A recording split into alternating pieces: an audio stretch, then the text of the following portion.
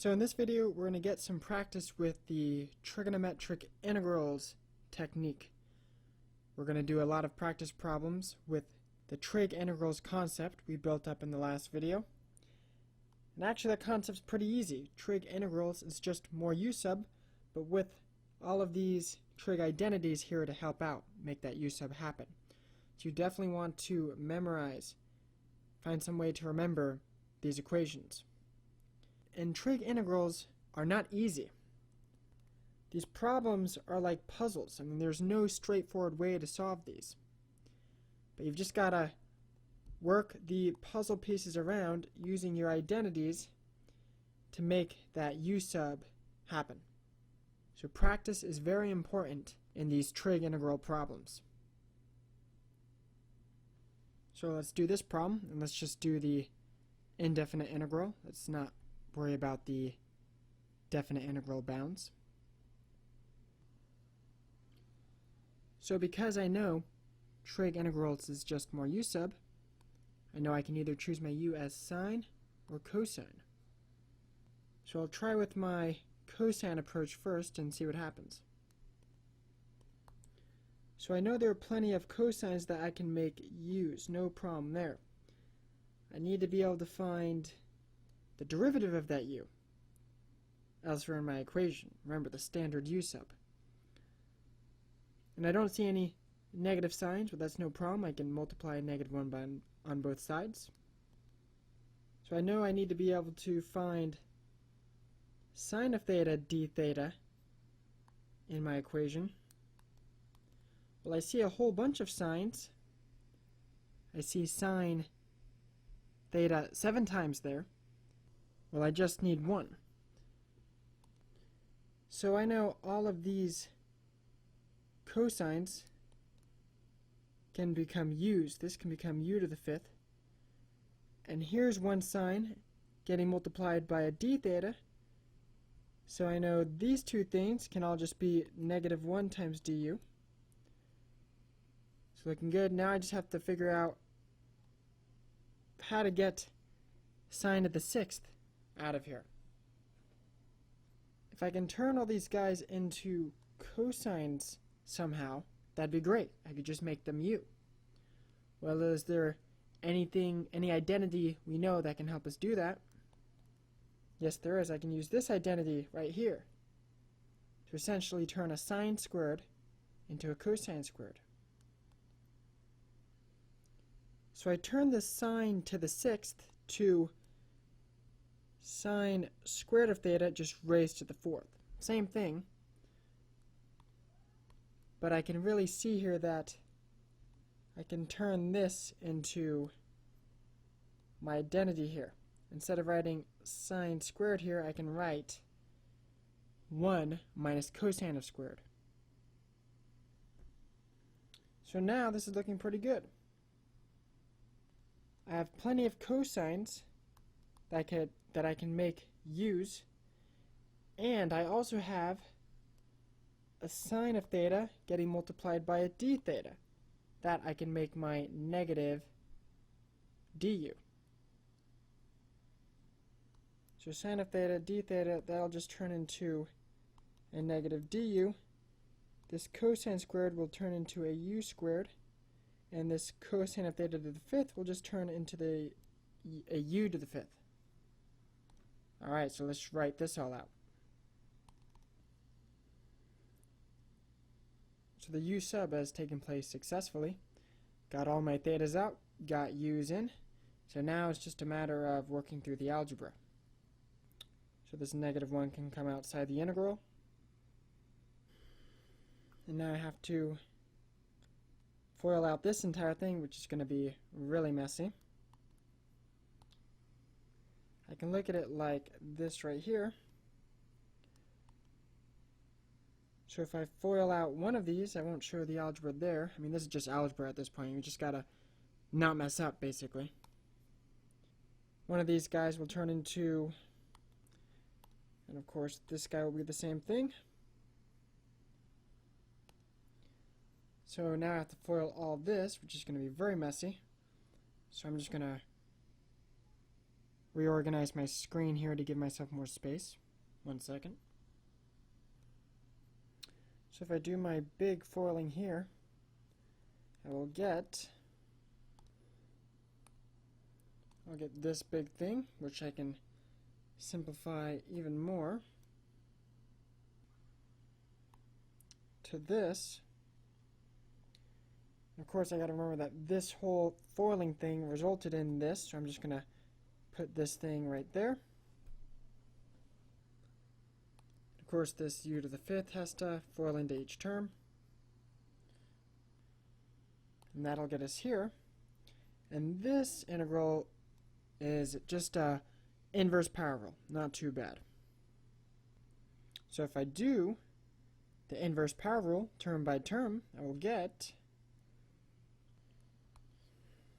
and now all I have to do is take my u is equal to cosine and put that back in for each u, and I'm pretty much done.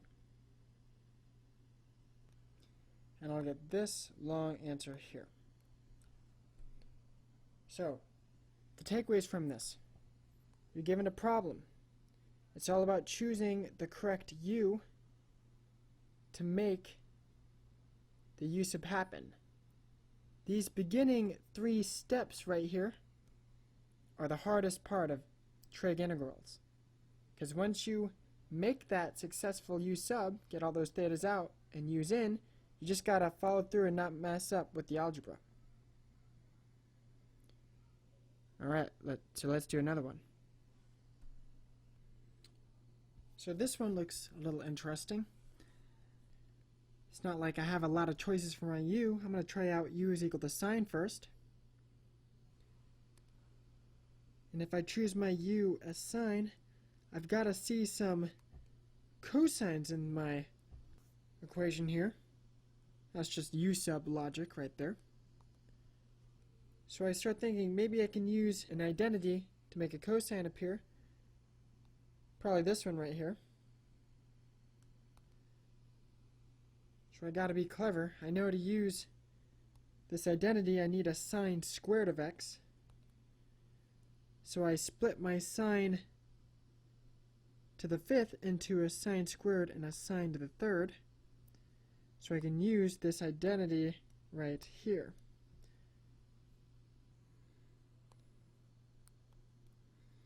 So now I have a cosine squared of x, but I'm really looking for a cosine of x times dx. So is there any way to turn this cosine squared of x into just one cosine? Well, the only other identity that has cosine squared of x is here. And that just enables us to turn the cosine squared into a cosine of 2x. So this is not looking nice right now.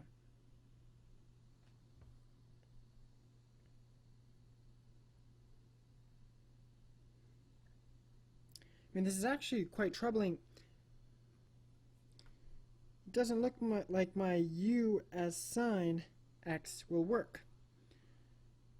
So I see some cosines coming out here, so I might want to try a u is equal to cosine approach and see how that goes.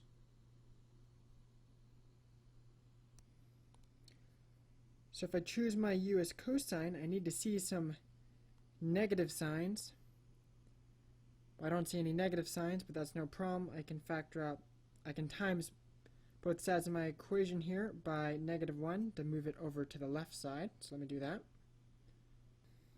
Alright, so I see some cosines. I can make these my u's. But do I see a sine of x times a dx? Well, I see 3 sines of x's times a dx. Alright, is there any way I can finagle this guy to turn him into just 1 sine of x? Well, I can look at him like that. Here's my sine of x getting multiplied by dx, so let's rearrange here to see that. Alright, so my sine of x times d of x could just become a -1 times a du. So now I just have to get this guy out of here somehow. And I know I can turn him into basically a cosine squared by using this identity. And I want to turn him into a cosine because u is equal to cosine. So I'd be able to turn him to a u squared in a sense. So let's write 1 minus cosine squared of x right here and see what that looks like. And now I can just turn this cosine squared into a u squared. So it looks like my u sub, the hard part, is complete. I was able to look at our problem. We tried a u is equal to sine approach first. That didn't quite work out, so we tried a u is equal to cosine. And we worked our identities, and that was able to work out. So in my head, at this point, hard part is done. Let's just follow through with the algebra and take the antiderivative. Alright, let's just bring this negative 1 outside the integral.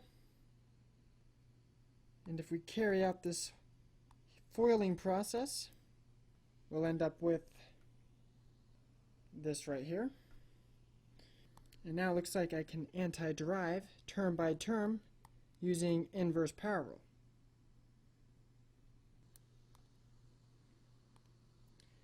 And now that the antiderivative is done, I just got to take my u is equal to cosine and put it in for each u right there.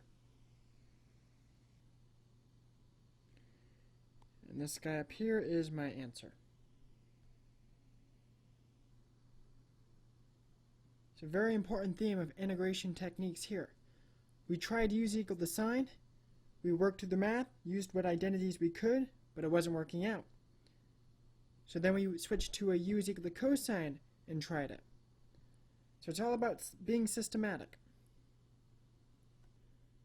So for this problem right here, I know I have a u as tangent and a u as cosine option available. I'll test the u as tangent. We'll see how that goes. And employing that u substitution line of reasoning, I know I've got to see not only the u, the inner, but the derivative of that u, secant squared, somewhere else in my equation here. I don't see a secant squared immediately, but you never know. There's always a way we can make it appear. So I know that cosine is just 1 over secant, so this cosine squared can turn into basically a 1 over secant squared here, but we need a secant squared times a dx, not divided like it is here. So that's not looking too good there. So if we continued with our u as tangent option, I might be able to finagle this guy with some identities, most notably this one, to make a secant squared of x appear, but I still don't see how we're going to get rid of this cosine squared of x. So I'm going to switch, and I'm going to choose u as cosine and see how that goes.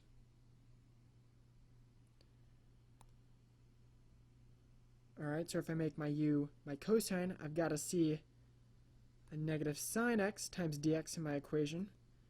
I'm going to multiply both sides by negative 1 to get it over here. Alright, so I definitely don't see any sines. Well, here's my cosine. I'm not going to touch that at the moment. That would be my u. Can I turn this into sines? Well, I remember that tangent is just sine over cosine, so this guy right here is really sine cubed over cosine cubed. So this is quite an interesting thing we're looking at. We always want to try to simplify. I know I got 2 cosines here, 3 cosines here, so if I do that algebra, I'll get some cancellations, and I will get this. Alright, well, here's, this guy could be a u, but I'm still looking for a sine of x times a dx. I have 3 sines here getting multiplied by each other, so I'm sure I could split that to my advantage. So this cosine could be my u, and the sine of x times dx could be my negative du. Alright, we need to deal with this somehow. We've got to try to turn it into u's. cosines. And of course I have my primary Pythagorean identity to do that. Alright, so this is looking pretty good. Looks like we cracked the puzzle here. Alright, so now I can turn this cosine squared into a u squared. Alright, so let's do it. Let's get all those x's out and u's in. So let's simplify. -1 outside the integral. And I can keep on simplifying here. I can do 1 over u minus u squared over u. Of course, this will simplify to just a u. Don't see any more simplifications I can do. I mean, the integral doesn't look too bad to me. I know this is just going to be a natural log of u if I take the antiderivative, and this is just a u squared over 2. Alright, my antiderivative is done. Let's just put our u back in our answer. So got my answer right here.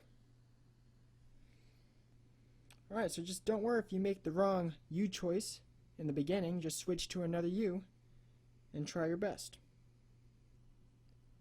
Alright, for this one I could choose my u as t or my u as sine of t. Well, I'm not going to choose my u as t because that just means we're changing just all of our t's to u's, and we have the same problem just with the letter u instead of t. It's not going to help us. So I might consider u as sine of t and see how that works. Alright, so I know I need to see the derivative of that u in my equation. Well, I don't, but I know I can use my Pythagorean identity here to transform the sine squared of t into a 1 minus cosine squared of t. So let's see how that goes. So at least we have a cosine here. It is a cosine squared, and we're looking for a cosine of t times dt. So there may need to be some work. But actually, I got rid of my sines. So there's nothing here that I could make my u anyways. So that probably wasn't a good move. So I see that there's another identity for sine squared of t. But again, that'll take out the sine squared. I mean, if I use either one of these identities, it's going to result in there being no sines in my equation. So I might want to abandon this u is equal to sine t for the moment. And I might want to try to use this identity right here in for my sine squared of t and see what happens. This identity turns the sine squared of t into essentially a cosine squared of t, while this identity right here turns it into basically a cosine of 2t. I would say this one, this half angle form, allows it to be simpler, so I might try to use this real quick and see what happens. So my sine squared of t turns into this with my half angle identity right here. I'm not going with my u sub approach right now. Let's just try to simplify this guy as best we can. I'm going to take this 1/2 outside the integral expression as a constant, and this t is going to FOIL into each term here. And we end up with this. Now this is a very simple antiderivative. It's just going to be t squared over 2. Now this guy right here, definitely not going to be as simple. So I'm going to split up this integral here, which I can do with integral properties. So this integral, easy. This one right here, not as easy. So let's focus on this integral right here and see what we can do. So, u sub, without even writing anything out, u sub does not look good. If we make u our cosine, that means I need to see a sine in here somewhere. I mean, and I don't see any sign in there, and since this is just one cosine, this will have to be my u, which means there are no more cosines anywhere for me to use any of my trig IDs on. So in fact, u sub doesn't even look like it'll work on this integral here. So I start thinking about my other integration techniques. These are the ones that I know at the moment. These guys aren't working. Alright, my only chance is to look at this in an integration by parts way. That's one of the important lessons of this whole integrations techniques part of calculus. You just got to keep an open mind and use process of elimination. These integration techniques a lot of times will intertwine in one problem. Alright, so let me try an integration by parts here. So the way I think of integration by parts is that I've got to make not just one choice, not just a u choice, but a dv choice as well. I have to make two choices. I have to make a u choice such that the derivative of that u is simple, and I have to make a dv choice such that the antiderivative of that dv, that is my v, will be simple in order to create a much simpler second integral. So if I look at it here, no contest. T has a much simpler derivative than cosine of t, so I know that u will be my t, and cosine of t dt will be my dv. So let's try to roll with these choices. So I take the derivative of my u choice, and I get 1. And of course I multiply both sides of this equation by dt to get du by itself. An antiderivative of my dv choice to get up to my v. That'll just be v is equal to sine of t. And now that I got everything assembled, I can execute my integration by parts recipe.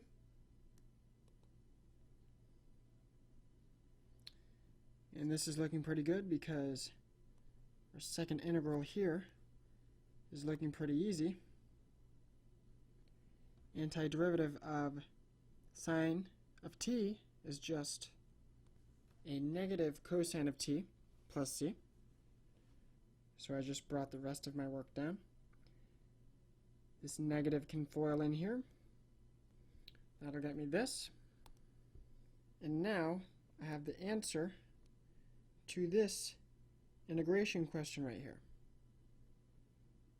So now, really, it's pretty smooth sailing from here. I know that this is a pretty easy integral. It's just an inverse power rule. And I've cracked this guy, so I just got to assemble all the pieces here to make my final answer.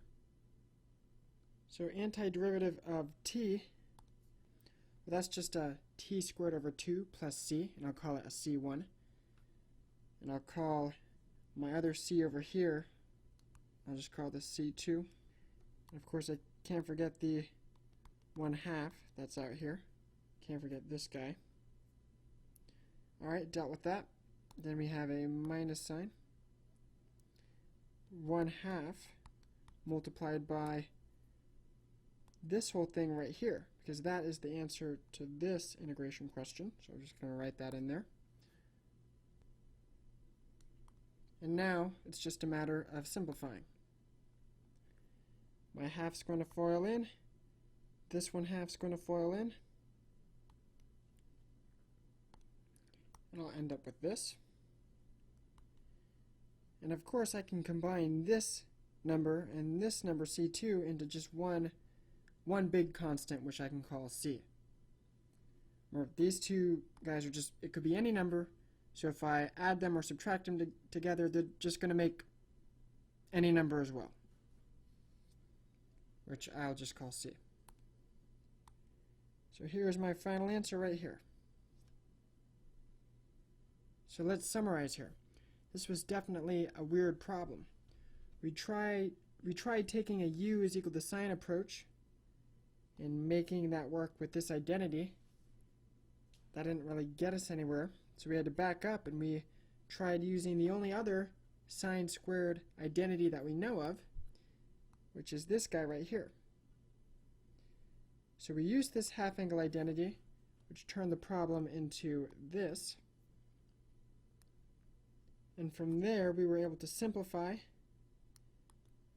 and divide and conquer to turn this into basically just two integrals. This one was pretty easy, but for this one, we had to use this whole integration by parts technique to take that guy down. And that's a very important theme in this techniques of integration part of calculus. You'll often see other integration techniques come into play into problems. Alright, let's do another one. Alright, so for this one, my first thought is to try a u is equal to tangent approach, because that's the only thing I see here.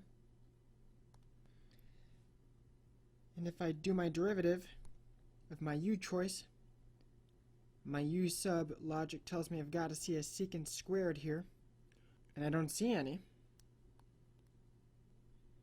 And I don't give up so easily. I mean, I can try to work it. I know I can split this tangent up like so. This could be my u, and maybe there's some way I could turn this into a secant, or secant squared somewhere, but that's just a tangent by itself, and there's no identities here that deal with tangent by itself. So at this point, I'll say that, okay, maybe I want to try something else. Maybe a u as tangent is not a good choice right now. Well, it looks like my only other choice is to try to use my identities to transform this. I mean, my identities are the only other thing I have here. I can use this one. So now I'm really looking at this equation. Is this one easy to antiderive? And actually, yes it is. As long as you remember that the derivative of tangent is secant squared of x, you should be able to say that the antiderivative of secant squared of x is just going to be a tangent. And of course the antiderivative of this one portion, that's just going to be an x. So actually this seems like it's going to be a very, very simple problem now. So it's hard to believe, but this looks like my answer. Yeah, that was definitely a strange one. I was expecting something a lot harder. I mean, you see something that looks deceptively easy. Oh yeah, antiderivative of tangent squared of x.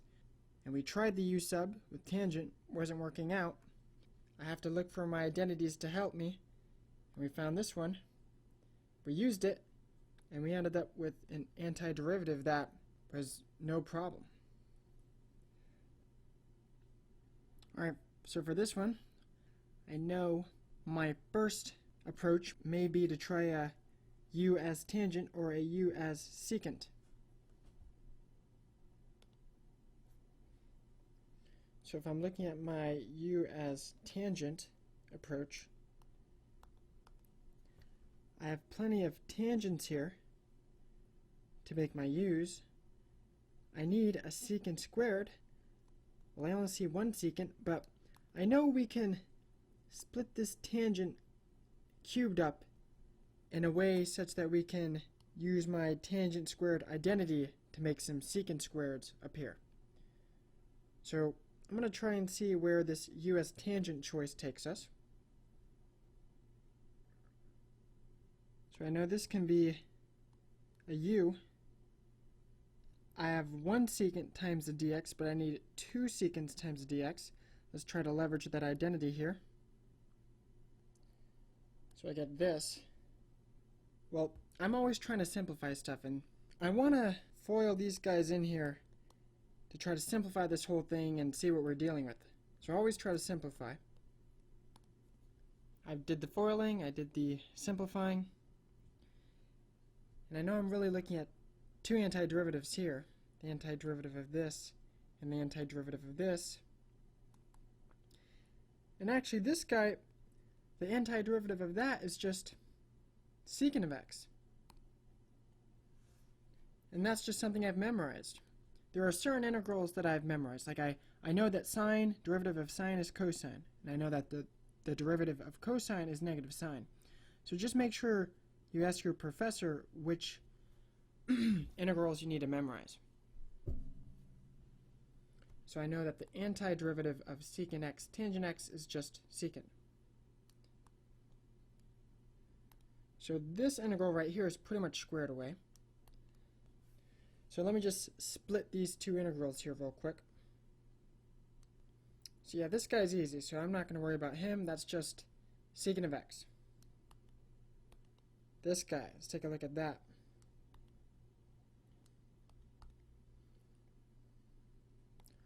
Well, I'm still trying to make my u as tangent work.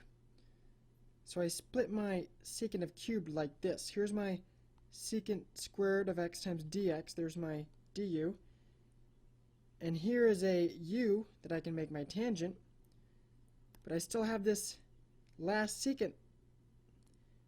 And there are no identities that deal with just one secant. So this looks like a dead end. So I come back up to this problem here. And maybe I want to try a u as secant approach. So I need to find some secants to make my u. And I need to find a secant x times a tangent x times a dx. Well, I can actually move these pieces around to make that happen. So I take my secant cubed, and I take out one secant out from it to be with my tangent. So now I have a tangent x times secant x times a dx. And this secant square root of x, that can just be my u. So my u sub is looking pretty good. And the antiderivative is pretty easy. U cubed over 3 plus c, and I'll call it a c1, because this is really our first integral. Of course, we have this second one right here that I can't forget about. And of course, I can take my u choice and plug it back in to get x back in there. So here is the answer to my first integral. And like we said earlier, the answer to this integral, that's easy. That's just going to be secant of x plus t2. So if I simplify this last step right here, combine my c constants into one big C, and distribute this negative in here, I will get this final answer. So these trig integrals are not easy. They don't have a straightforward recipe, steps to follow to allow us to solve. In the very beginning, we tried going with a u as tangent approach. We got to here, simplified it by foiling. Remember, you always want to simplify. That never hurts. Broke it up into two integrals. This antiderivative was easy. That's just straight memorization.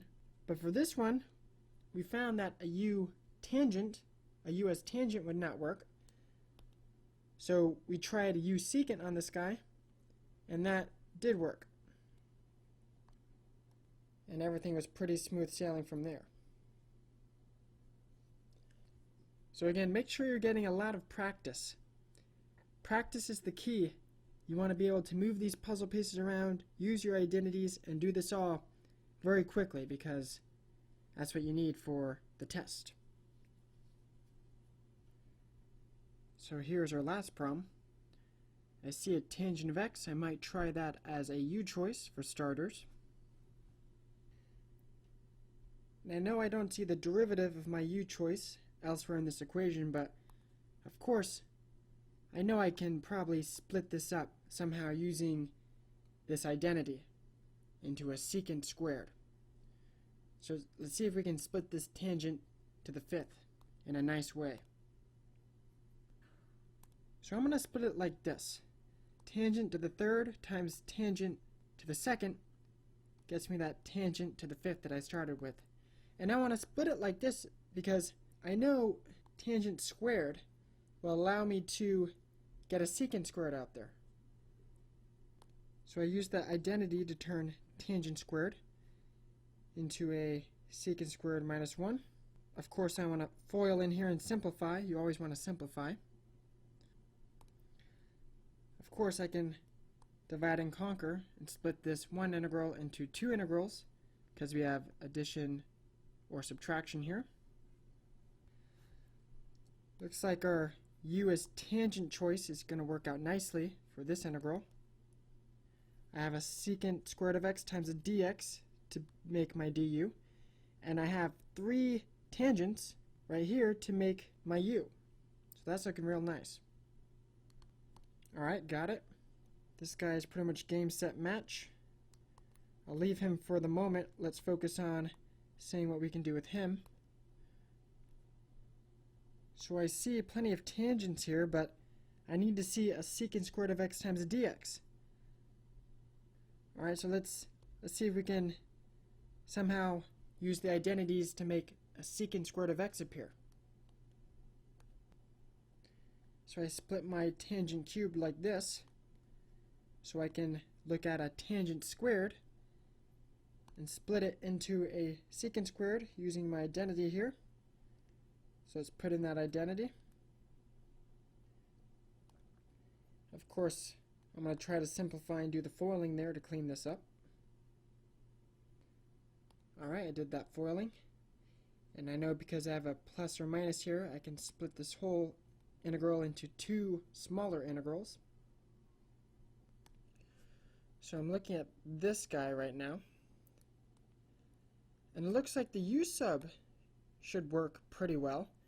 Remember, my u is tangent, and I'm looking for the derivative of that tangent. Well, I see it. Here's a secant square root of x times a dx, and here is a u, a tangent x that could make my u.